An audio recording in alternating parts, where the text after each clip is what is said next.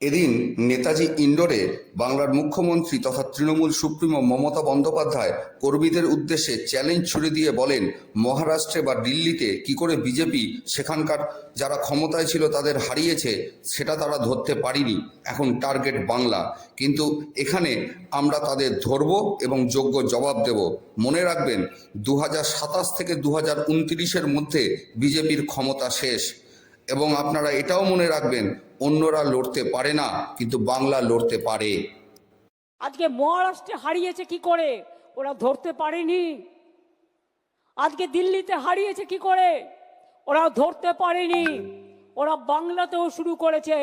বাংলায় আমরা ধরব এবং যোগ্য জবাব দেব। মাথায় রাখবেন, এটা challenge, it's a challenge. Will you accept that challenge? পেছনে যারা আছেন, গ্যালারিতে যারা আছেন, চারিদিকে আমার বাঁদিকে ডান দিকে লড়বেন, জবাব দেবেন।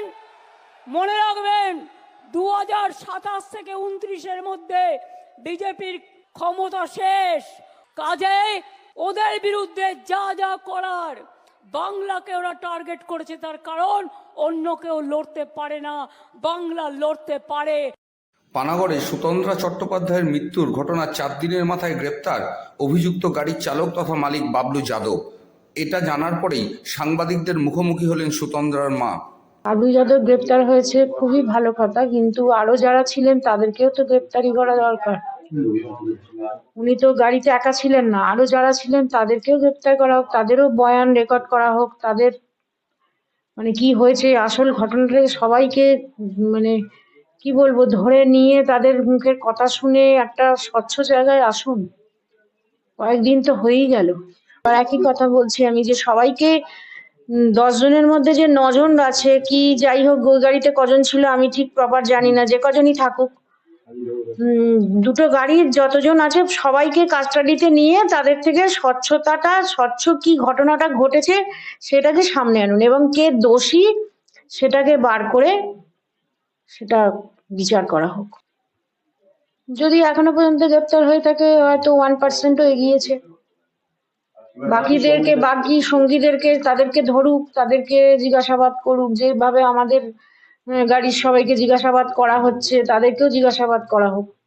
এবং সবকিছু শুধু মানে ধরে জিজ্ঞাসাবাদ করলেও তো হবে না, যে কে কতটা সত্যি কথা বলছে, সেই সত্যিটাকে সামনে। আমি তো অনেক কিছু বলতে পারি, আমি আমার প্রাণ রক্ষার জন্য আমার মানে আমার কাজকর্ম কিছু যেটা হয়েছে প্রপার জিনিসটা লুকোনোর জন্য আমি অনেক কিছু বলতে পারি, কিন্তু সেটার মধ্যে সেই কথাটার মধ্যে কতটা স্বচ্ছতা আছে সেটা তো পুলিশই জানবে, পুলিশকেই ধরতে হবে। সবাইকেই জিজ্ঞাসাবাদ করার কথা বলছি, যে সবার থেকে জিজ্ঞাসাবাদ করে সবার থেকে একটা জায়গায় আসুক, একটা পরিষ্কার ট্রান্সপারেন্ট জায়গায় আসুক যে আসল ঘটনাটা কি। সেটাই বলছি, তাদেরকে জিজ্ঞাসাবাদ করা হচ্ছে, এবার তাদের দেখুক, জিজ্ঞাসাবাদ করুক সবাইকে যে কি হয়েছিল, তাদেরকেও জিজ্ঞাসাবাদ, অন্য গাড়ির যারা রয়েছে তাদেরকেও সবাইকে জিজ্ঞাসাবাদ করা হোক, দিয়ে একটা নিট অ্যান্ড ক্লিন জায়গায় আসুক। এত সময় লাগছে মানে এটা কি বলবো, যে পুলিশ কি আগে সেইভাবে তৎপর হয়নি সেটাও আমি জানি না। দিন পার হয়ে গেল, এখনো পর্যন্ত শুধুমাত্র ওদের গাড়ির একজনকেই ধরতে পারলেন পুলিশ, এবং বাকি যারা আছে তাদেরকে এখনো ধরা গেল না। কেন? সত্যটাও এখনো জানা যাচ্ছে না। আমি আগেও বলেছি, আমি কোনো রং, কোন দল, কোনো মানে ভেদাভেদ কোনো কিছুতে যাচ্ছি না। আমি একটা মা, আমি সন্তানহারা হয়েছি, আমার মেয়ের কন্যা সন্তান, এবং আমি চাই এই রাজ্যের এবং সর্বত্র প্রতিটা মেয়ে বলুন, প্রতিটা ছেলে বলুন, এখন শুনছি ছেলেদেরও নাকি অনেক রকম ভাবে বিপদে পড়তে হচ্ছে। কেন হবে? যে আমি চাইছি যে ছেলে হোক মেয়ে হোক নির্বিশেষে তাদের যেন একটা সুরক্ষা থাকে, যাতে তারা নিজের খুশি মতো যেখানে সেখানে যেতে পারে যখন তখন। যে রাত্রি বলে আমার বাড়িতে একটা বেটা ছেলে নেই, আমি রাত্রি বলে একটা ওষুধের দোকানে যেতে পারবো না, একটা ওষুধ আনতে পারবো না, কেন? কি কারণে? তাহলে আমার কি বাড়ির যে বয়স্ক হোক, বাচ্চা হোক, যাই হোক, তাহলে তার প্রাণ সংশয় দেখেও আমি বাড়ি থেকে বেরোবো না? যে আমার বাবা বাইরে বেরোলেই আমি একটা হেনস্থার শিকার হব, কি আমি রেপ হব, কি আমাকে কেউ ধরে নিয়ে যাবে, এই জন্য আমি বাড়ির বাইরে বেরোতে পারবো না? তাহলে আমাদের প্রত্যেকের তো একটা অধিকার আছে, একটা সমাজের তো একটা কর্তব্য আছে, আমাদেরকে তো সেই সেফটা দেয়া, সেই নিরাপত্তাটা দেয়া তো তাদের অধিকার, আমাদের অধিকার নিরাপত্তা পাওয়াটা। তাহলে আমরা কেন সেই নিরাপত্তাটা পাবো না? এটা আমার শুধু আমার সন্তানের জন্য না, আমি প্রত্যেকের জন্য চাইছি। এটা আমার দাবি যে প্রত্যেককে সেই নিরাপত্তাটা দেয়া হোক, যাতে সে একটা সুষ্ঠুভাবে চলাচল করতে পারে রাস্তায়। এখন প্রতিটা মেয়েকে বাইরে বেরোতে হয়। এখন এমন অনেকের আছে যে তাদের ছেলে নেই, তাদের একটি করে মেয়ে কি দুটি করে মেয়ে, তাদের বাবা মাকে দেখার জন্য, বয়স্ক বাবা মা তাদের দেখার জন্য, তাদেরকে বিভিন্ন হয়তো রোজগারের জন্য, কোনো কিছুর জন্য বাইরে বেরোতে হচ্ছে। সবাই তো আর ওই সন্ধ্যে 7টার মধ্যে বাড়ি ঢুকে যেতে পারে না। এবং দিনের আলোতে এখন যে সবাই খুব একদম সেফ, খুব বুক ফুলিয়ে ঘুরে বেড়াবে সেটাও নয়। আমাকে যে ওরা যে বয়ানগুলো দিচ্ছে, সেই বয়ানগুলো পুলিশ আমাকে দিক। পুলিশ আমার সাথে কোনো কথা বলেনি। যেই বয়ানগুলো যদি অসঙ্গতি থেকে থাকে, সেখানে তো পুলিশেরই দায়িত্ব কর্তব্য এসে দাঁড়াচ্ছে যে তাদেরকে প্রশ্ন করা। যে লিখিত অভিযোগগুলো পুলিশ আমাকে এখনো কিছুই পাঠায়নি, যে এই বাবা-মায়ের সঙ্গে কোনো কথাও বলেননি পুলিশ থেকে যে এই অসঙ্গতিগুলো পাওয়া যাচ্ছে। যদি অসঙ্গতি পেয়ে থাকেন তারা, তাহলে তাদেরই তো উচিত যে কেন অসঙ্গতিগুলো হচ্ছে তাদেরকেই। আপনি আজকে আমায় একটা কথা বললেন, কাল আপনি একটা কথা বললেন, সেই কথাটার দায়ভার তো আপনাকেই নিতে হবে। তারা আমাকে জানায় যে একটি গাড়ি আমাদেরকে ধাওয়া করছিল এবং আমাদের বারে বারে, যেটা আমি আগেও বলেছি, বারে বারে আমাদের ঠেলে ঠেলে সরানো হচ্ছিল, এধার ওধার করা হচ্ছিল। তখন আমাকে সেটাই জানানো হয়, কটূক্তি করা হয়েছে। কোনো না কোনো দিক থেকে তো উনি নিজেকে নিশ্চয়ই গিল্টি ফিল করেছেন। আসলে হচ্ছে আমার বিবেক যদি গিল্টি ফিল করে, সেই গিল্টি ফিলটা বিশাল ব্যাপার। ওনার নিজে থেকে নিশ্চয়ই কোনো একটা ভীতি ছিল বা কোনো একটা গিল্টি ফিল তো নিশ্চয়ই করেছে। নাহলে তো ওইরকম স্পটে যেখানে একটা মহিলা এরকম ভাবে রক্তাক্ত অবস্থায় পড়ে আছে, একটা গাড়ি ওইভাবে উল্টে গেছে, তা একটা মানবিকতার খাতিরে তো পালিয়ে যাওয়াটা আমার মনে হচ্ছে যেন খুবই একটা জঘন্য ব্যাপার।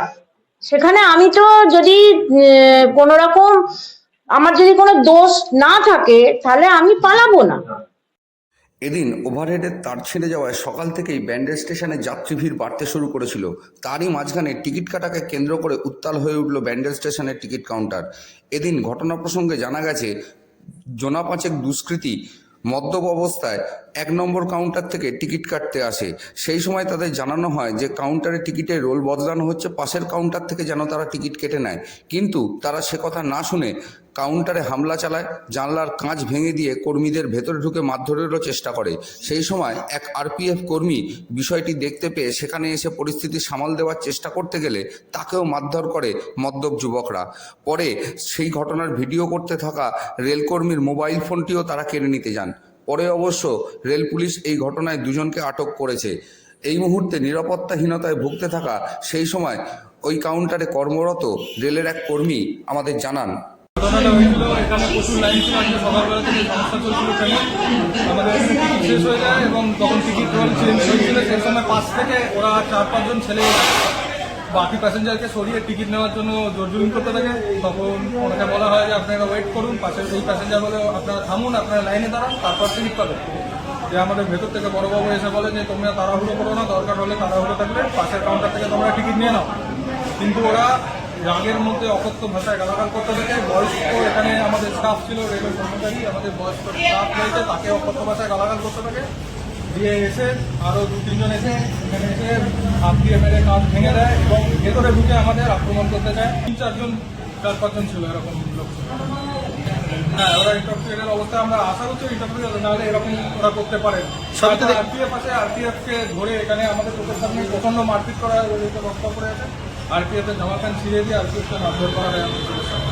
এই ছেলেগুলো এখানকার একদম অশান্তি করবে, ঝামেলা করবে বলেই একটা মানসিকতা নিয়ে এসেছিল এবং তারা এরকমভাবে করেছে। পুলিশ তাদের ধরেছে, তাদেরকে নিয়ে গেছে। সেখানে থাকাতে তাদেরকে ধরে তো এখানে মারপিট করা হচ্ছে আমাদের সামনে। একদম এই কাজ ভেঙে ভেতরে ঢুকে আমাদের মারধর করার চেষ্টা করছে।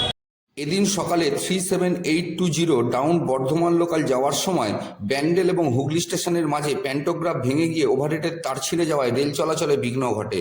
এর ফলে প্রায় ঘণ্টাখানেকের জন্য হাওড়া ব্যান্ডেল হয়ে বর্ধমান এবং কাটোয়া শাখায় রেল চলাচলে বিঘ্ন ঘটে, যার ফলে নিত্যযাত্রী থেকে অফিস যাত্রীরা ক্ষোভে ফেটে পড়েন এবং তারা তাদের ক্ষোভ হয়ে গেল। উগরে দেন। কমসে কম 1,500 লোক জার্নি করবে এখন। আর রেলওয়ে ডিউটি আওয়ার খারাপ আছে, এটা হচ্ছে ডিউটি আওয়ার্স। ডিউটি আওয়ার্সে এত ডিলে 1 ঘন্টার উপরে হয়ে গেছে। আজ ব্যান্ডেল হাওড়া লোকাল ডিউটি আওয়ার্সের টাইম, সবাই ডিউটিতে যাচ্ছে কিন্তু কেউ যেতে পারছে না। রেলের পরিষেবা ভীষণ বাজে। রাতে এটা কারশেডে ছিল, কারশেড থেকে গাড়িটা আসছে, তার মানে সারাদিনে মেনটেন্যান্স করেনি তারা, রাতে মেনটেন্যান্স করেনি, মেনটেন্যান্স ছাড়াই গাড়িটাকে বার করে দিয়েছে। রেলের অ্যান্টেনা ভেঙে বেরিয়ে গেছে, তার ছিঁড়ে গেছে, মেনটেন্যান্স কোথায়? কি বলবো, কিছু বলার নেই। রেগুলার বা সবার এরকমই হচ্ছে আমাদের সাথে। আর এখন আবার এই সিচুয়েশন, 1.5 ঘন্টার ওপর থেকে আমরা এখানে দাঁড়িয়ে আছি। এখন আমার বাড়ি ফেরারও রাস্তা নেই যে বাড়ি ফিরবো, কোনো রুটও নেই তেমনি, আমাদের আলাদাভাবে যে যাওয়ার মতন কোনো রুট নেই। খানিকটা ঠিক হয়েছে, পাওয়ার ব্লক করে কাজ হচ্ছিল তো দেখলাম, এখন কি পাওয়ার ব্লক খুলে দেওয়া হবে না? খুলে দেওয়া হবে, এরপর যাবে। ট্রেন চলবে, এটা কি আপ ডাউন সব বন্ধ ছিল? এখন ডাউন আপে বন্ধ ছিল না, লাইন খালি হয়েছে, গাড়ি আর আপনার এই গাড়িটাই তো 2 লাইন 3 লাইন ডিস্টার্ব করে রেখেছে। ডাউন মেন লাইন আর ডাউন রিভার্স লাইন, আচ্ছা। রিভার্স লাইন আর মেন লাইন। কোনো আপেও তো ট্রেন চলছে না, আউটা হয়তো দাঁড়িয়ে আছে, দাঁড়িয়ে আছে, এখন ঢুকছে না। যেতে পারবে, ও খালি আছে। এইটা কোন গাড়ি? এটা ব্যান্ডেল লোকাল। 378